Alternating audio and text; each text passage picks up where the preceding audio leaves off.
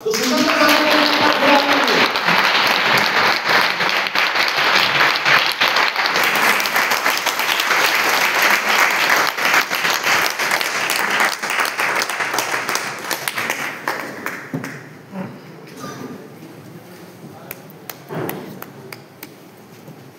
Good morning अरे good morning মোটামুটি মাইকটা পেতে 9 বছর হয়ে গেল। তো আপনাদেরই মতো এরকম ওয়ার্কশপে আসতাম আর যেতাম। স্টুডেন্ট ছিলাম, কেমিস্ট্রি অনার্স নিয়ে পড়তাম। তো বলতে পারি আমি খুব লাকি। প্রথমত স্মার্ট ভ্যালু পেয়েছি। আমি চাইবো একটা স্মার্ট ভ্যালুর জন্য একটা জোরদার রাখতে। দ্বিতীয়ত আরো লাকি যে আমরা এমনই একটা সিনিয়র পেয়েছি যে আমাদের মতো নরমাল ছেলেগুলোকে জীবন দর্শন কাকে বলে যদি স্মার্ট ভ্যালু না জয়েন করার সুযোগ পেতাম, আর যদি দেবাঞ্জন স্যারের টিমে বা দেবাঞ্জন স্যারের টিমে আমি না থাকতাম, জীবনে হয়তো ভাবতামও না রিক্সা চালার উপরে গিয়ে আমি হচ্ছে কি বলে 6 লাখ টাকার গাড়ি চড়ে গ্রাম থেকে এসে এতগুলো মানুষের সামনে মাইক ধরে কথা বলবো। তো this is the power of platform এবং আমাদের আপলাইন।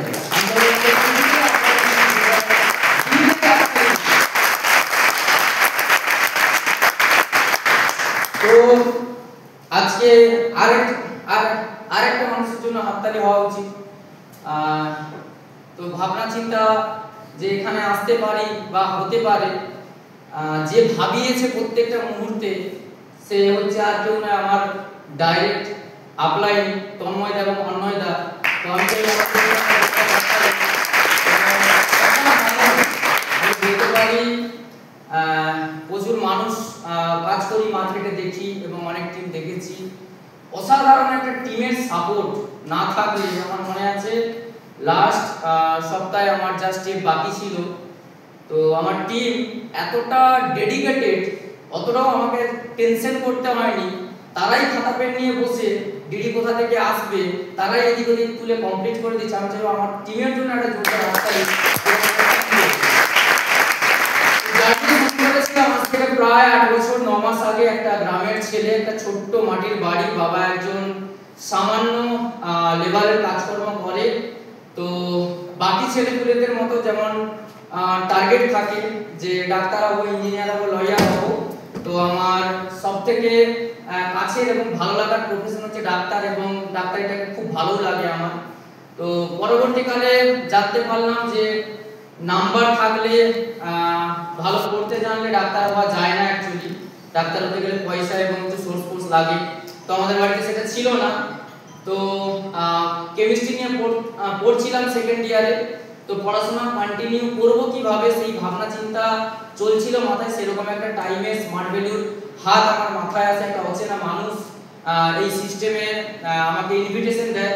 তো প্রথম দিন এই প্রেজেন্টেশনটা শুনতে আছি 2016 সালে বাবার সাথে। তো প্রেজেন্টেশনে কিচ্ছু বুঝিনি, কম্পিউটার শিখতে হবে এইটুকু বুঝে জয়েন করেছিলাম। আর হতে পারে আমাদের বাড়িটা হচ্ছে অত্যন্ত ছোট, বা আমার বাবা একদম ছোটখাটো কাজকর্ম করে, কিন্তু ছোটবেলা থেকে অনেক বড় বড় স্বপ্ন ছিল। মুভি দেখতাম, সিরিয়াল দেখতাম, যে এদের কত সুন্দর বাড়ি, কত সুন্দর ডাইনিং টেবিল, কি সুন্দর খায় এরা, কি সুন্দর লাইফস্টাইল, পুজোতে এদের কি সুন্দর জামা কাপড়, আর এইরকম একটা লাইফ আমাকেও পেতে হবে। এটা ভাবতে ভাবতে কোথা থেকে পাবো। তো যখন আমি প্রেজেন্টেশনে এসেছিলাম এবং প্রেজেন্টেশনে প্রজেক্ট করছিল আমাদের এখানে সাইফুদা বসে আছে, আমি চাইবো সাইফুদার জন্য জোরদার হাততালি।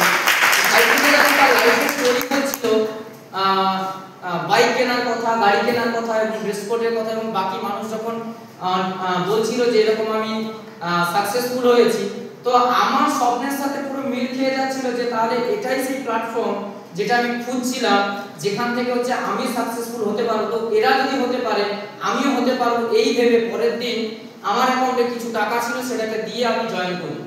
তো জয়েন তো করে যাই। প্রথমে কাজটা বুঝতে পারিনি, তার জন্য কাজটা করতে খুব অসুবিধা হয়।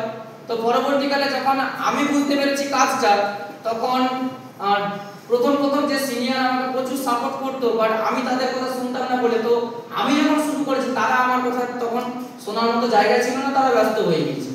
তো সেই জায়গা থেকে তারা তাদের জায়গা থেকে ব্যস্ত ছিল। তো এইবার আমি পড়ে গিয়েছিলাম ফাঁকে আর বুঝে গেছিলাম স্মার্ট ভ্যালু। তো স্মার্ট ভ্যালুর একটা পাগলামি ঢুকে গিয়েছিল। তো আমি খুব লাকি যে আমি এই সুযোগটা পেয়েছি নিজে নিজে হচ্ছে কি বলে নিজেকে দেখানো যে আমিও কিছু করতে পারি। তো সেই জায়গা থেকে নিজে থেকে ইনিশিয়েটিভ নেওয়া শুরু করি। দেবানন্দ স্যার এখান থেকে সবসময় বলে এন্টারপ্রেনিয়ার উদ্যোগপতি উদ্যোগ নিতে হবে। তো একটাই লড়াই ছিল স্মার্ট ভ্যালুতে বা এই টিমে বা এই সিস্টেমে যে আমি সারা জীবন কেন হাততালি বাজিয়ে যাচ্ছি, আমি এখানে আমাকে কেন 10টা মানুষ চেনে না, আমাকে কেন হচ্ছে কি বলে 10টা মানুষ জানে না, আমি কি সারা জীবন এরকম করে হাততালি বাজিয়ে যাব? তো একটা সময় এলো বাড়ি থেকে বেরিয়ে চলে এলাম বা বের করে দিল। কেন? কারণ ডাইরেক্ট সেলিং ব্যাপারটা হচ্ছে কি বলে কোনো ডিগ্রি নিয়ে জয়েন করিনি যে হচ্ছে হট করে আসবো হয়ে যাবে। তো সময় লাগছিল, রোজগার হচ্ছিল না, বাড়ির লোক হচ্ছে কি বলে ডাউট করছিল, আমারও মাঝে মাঝে ডাউট হতো। আর ট্রেনিং এ আসতাম, ট্রেনিং থেকে বেরানোর পরে সেই মোটিভেশনে কাজটা শুরু করতাম, বাট সেরকম ভাবে ফ্যামিলির সাপোর্ট বা হচ্ছে বাড়ির বাইরের বন্ধু বান্ধবের সাপোর্ট বা আমার আপলাইন সেরকম ভাবে হচ্ছে কি বলে সাপোর্টটা জায়গায় থাকেনি।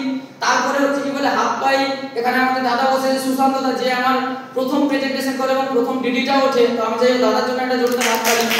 তো দাদা একবার ফোন করে আমি মেদিনীপুরে আসি এবং মেদিনীপুর থেকে জার্নি আমার শুরু হয়। একাধিক মানুষ সাপোর্ট করেছে। তো সেই জায়গা থেকে ওই সাপোর্ট করার দরুন এবং প্রত্যেকটা মুহূর্তে নিজেকে একটাই টার্গেট দিতাম যে আমাকে প্রমাণ করতে হবে যে আমি বাকিদের থেকে আলাদা।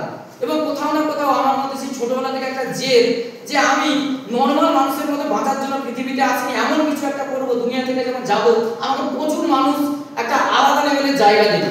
তো সেই চিন্তা ভাবনা থেকে আমার মনে আছে প্রায় আমি বলছি না কাউকে ফলো করতে, প্রায় আমি 7 বছরের মতো আমার ঘর যাওয়া হয়নি। তো পয়লা বৈশাখে আমি ঘর থেকে বেরিয়ে এসেছিলাম। তো বোনাস কনফার্ম করে আমি পয়লা